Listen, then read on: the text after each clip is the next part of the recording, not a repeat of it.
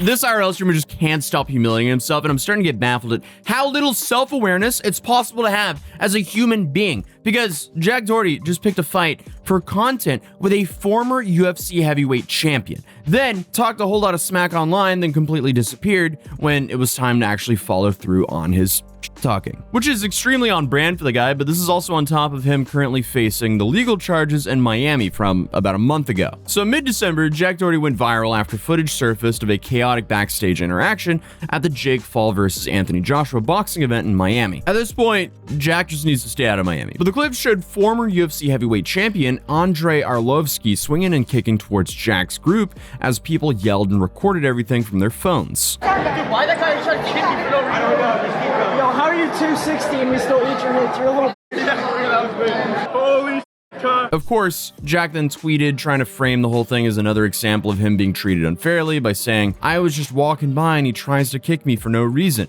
And that's how it all started. I literally didn't say or do anything to him, but I'll always be the bad guy in the situation, lol." According to the reporting at the time, the whole thing happened backstage at the Kaseya Center while Arlovsky was moving through the arena with his wife, his child, and his friends. Jack, who is known for walking directly into people and shoulder checking them as a part of his content, allegedly ran into Arlovsky. I mean, who would have thought that shoulder checking people for content, then hiding behind your bodyguard, would ever catch up to you?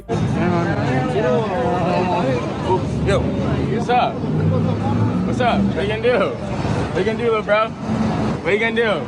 Uh-oh, he's mad. Uh-oh, what you gonna do, little bro? But almost immediately, things got heated. One of Jack's friends or team members, maybe his bodyguard, appeared to throw a punch, and then Arlovsky responded, and everything turned into a dumpster fire. So, from Jack's point of view, this was another random attack. But according to Arlovsky, his perspective was very different. Arlovsky responded just days later, saying this wasn't just an unprovoked attack. From his Instagram story post, he said, "First of all, I didn't beat anyone. I just stopped the threat. Someone threatened me, my wife, my kid, and I have another friend and his wife. I did what I was supposed to do and what every man is supposed to do and stop the threat." And in another post, Arlovsky said that he was the victim and that Jack was looking for content and they had been sucker punched during the fight. But before we get there, Arlovsky didn't stop with just one response, because on January 1st, Arlovsky spoke again, this time in a longer interview. By then, Jack had already issued challenges, talked about fighting, and loudly claimed online that he wasn't scared of anyone. But according to Arlovsky, none of this really lasted too long. He called me this and that and talked about boxing, and if I understood for MMA,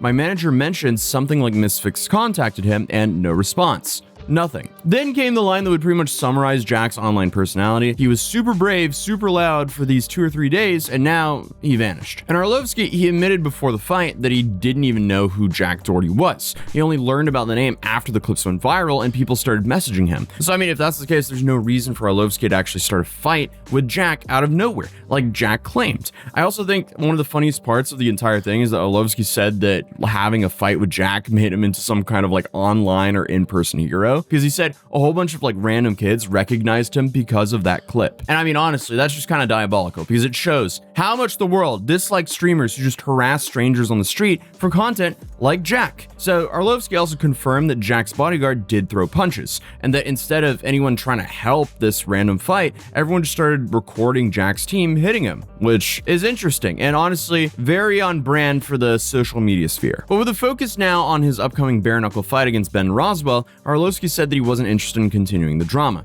Jack, according to him, had already vanished. And the last time I covered Jack, it was already obvious things were headed downhill, because, you know, he had a legal interaction on November 15th. He was arrested in Miami, and according to the Miami Beach Police Department, Jack Doherty was arrested at 3:12 a.m. after officers saw him intentionally stepping into the traffic and blocking the roadway at the 700 block of Washington Avenue. What? No.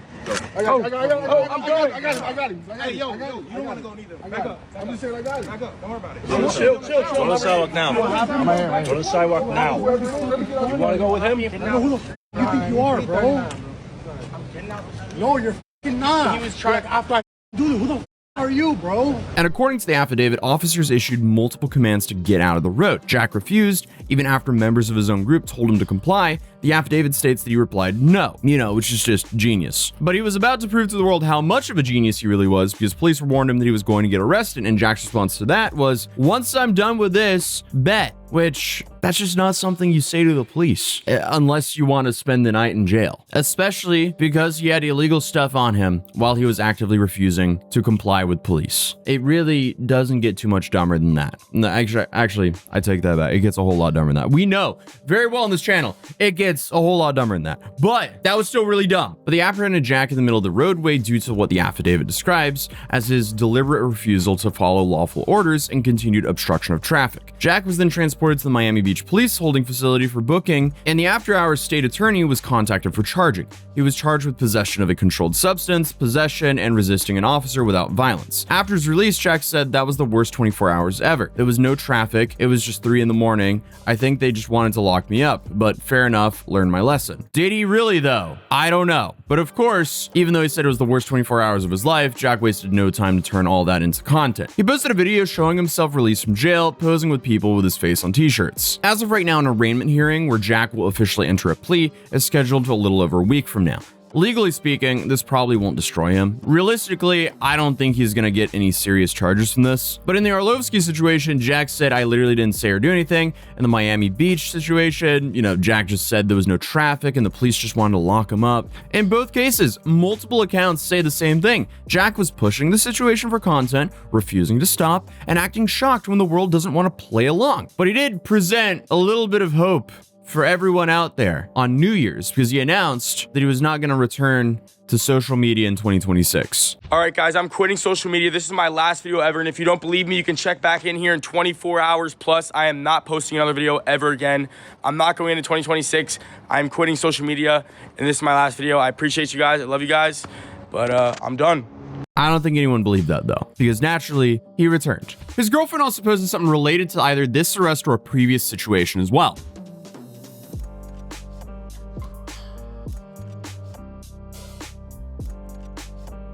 Yeah, it's an interesting mindset to just get pulled over by the police and immediately jump to, how can I farm this for content? But overall, it seems like their content is also kind of shifted from going to the mall and I guess baiting people and baiting the OF to just flaunting their stuff. All right, guys, my boyfriend's gonna show you all his cool watches and you guys better pay attention and you guys better be nice. Hi, I'm Jack. These are my cool watches. And so the first one is probably one of my favorite ones. This Richard Mille RM30, 1 of 30 in the world. To me, I mean, it almost kind of seems like they're giving up, because what is this? Also, they're now forcing their new bodyguard to film TikToks with them.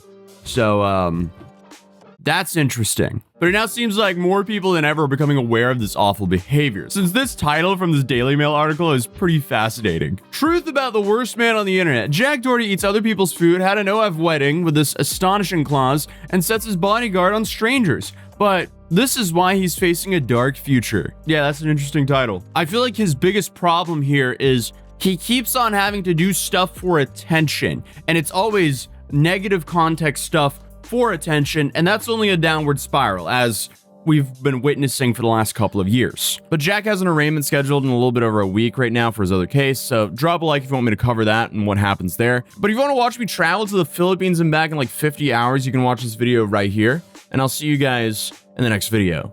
Peace.